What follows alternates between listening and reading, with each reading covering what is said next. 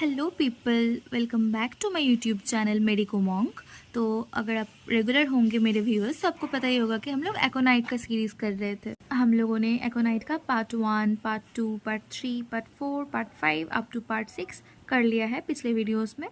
आज हम लोग एकोनाइट का रेस्ट ऑफ द थोड़ा सा बचा हुआ जो पॉइंट्स है उसको कंप्लीट करने का कोशिश करेंगे। तो हम लोग पिछले वीडियो में देखे थे कि एकोनाइट हमें कब रिपीट नहीं करना चाहिए अनलेस एंड अनटिल उसका मेंटल पिक्चर क्लियरली मैच हो इससे।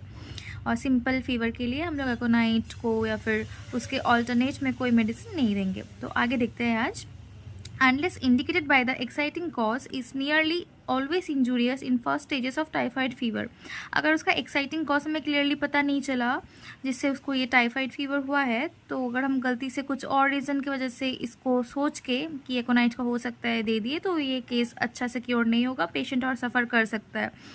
तो वही बोला है कि unless indicated by the exciting cause, जब तक उसका एक्साइटिंग कॉज हमें क्लियर ना हो कि इसके वजह से इस पेशेंट को इस फीवर हुआ है टाइफाइड का, फर्स्ट स्टेज में अगर आप एकोनाइट देते हैं तो जनरली वो इंजूरियस काम करता है, मतलब हार्मफुल इफेक्ट करता है हमारी बॉडी में। आप देखते हैं एकोनाइट का किस चीज़ से एग्रावेशन होता है और किससे उसको रिलीफ मिलता है, एमिलोरेशन होता है। तो चलिए देखते हैं। एग्रावेशन है इसका एकोनाइट का इवनिंग और नाइट में, कष्ट पेशेंट का शाम और रात में बढ़ेगा। पेन्स आर इनसपोर्टेबल, इतना खतरनाक पेन है पेशेंट झेल नहीं सकता है generally. In a warm room, गर्म रूम में जाने से इसका कष्ट बढ़ता है। व्हेन राइजिंग फ्रॉम बेड, जब वो सो के उठता है तब।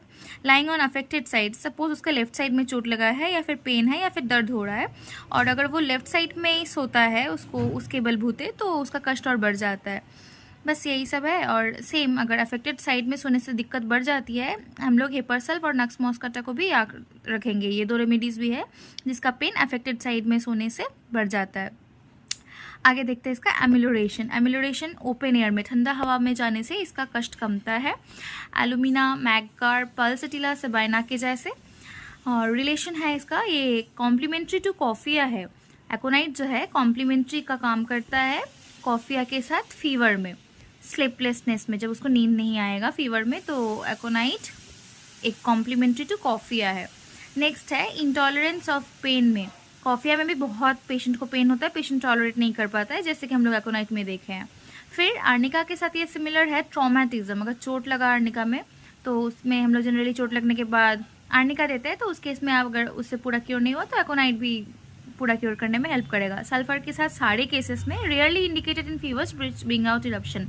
सिर्फ फीवर छोड़ के बाकी सारे केसेस में सल्फर के साथ सिमिलर है।